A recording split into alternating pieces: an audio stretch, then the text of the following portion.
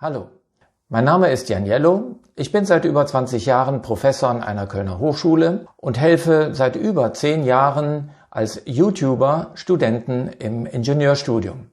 In diesem Aufgabenvideo geht es um elektrotechnisches Basiswissen, genauer um Kondensatoren und noch genauer um die Entladekurve eines Kondensators.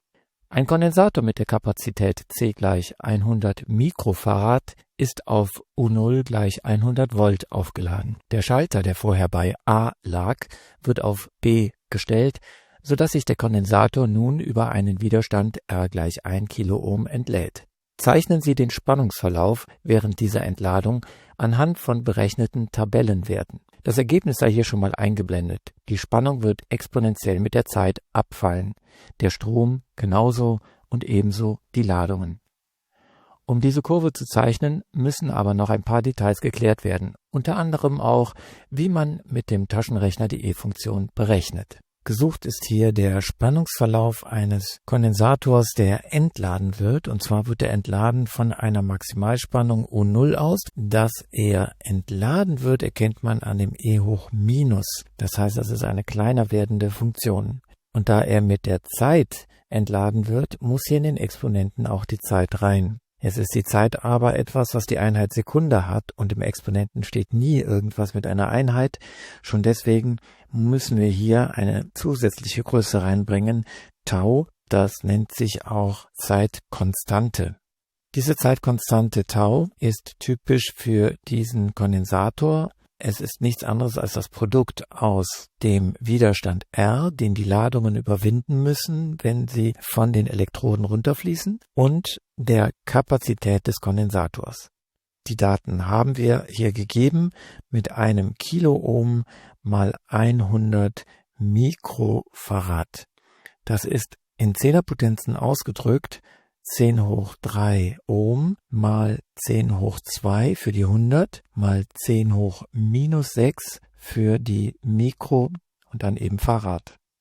Wenn wir das ausrechnen, steht hier 10 hoch 3 plus 2 sind 10 hoch 5, minus 6 sind 10 hoch minus 1 Ohm Farad.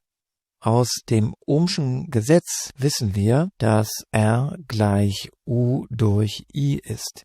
Das heißt, die Einheit des Widerstandes R ist nicht nur Ohm, sondern auch, wenn man das berücksichtigt, Volt durch Ampere.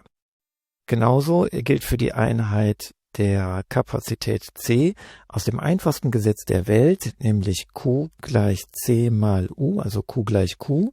Das kann man nach C auflösen, dann ist das C gleich Q durch U, oder die Einheit von C ist eben nicht nur Farad, sondern auch Amperesekunde durch Volt. Bringt man die beiden zusammen als Produkt, steht da Volt durch Ampere mal Amperesekunde durch Volt, bleibt also eine Sekunde für das Tau übrig. Sekunde ist also hier auch die Einheit der Zeitkonstanten Tau. Damit würde sich die Einheit des kleinen t's, der variablen Zeit, und die Einheit der Zeitkonstante wegkürzen, und im Exponenten der E-Funktion wäre keine Einheit mehr. Alles ist in Butter. Damit stünde aber auch schon unser Ergebnis fest. Tau ist dann gleich 0,1 oder 10 hoch minus 1 Sekunden, oder man kann auch sagen, Tau ist gleich 100 Millisekunden. Wenn wir uns jetzt nur noch eine Tabelle machen, in der die Zeit in Millisekunden angegeben wird, daraus die Spannung U von T berechnet wird, mit 10 Volt für U0 mal E hoch minus T durch unsere 100 Millisekunden, dann können wir mithilfe dieser Tabelle den Verlauf der Spannung grafisch darstellen.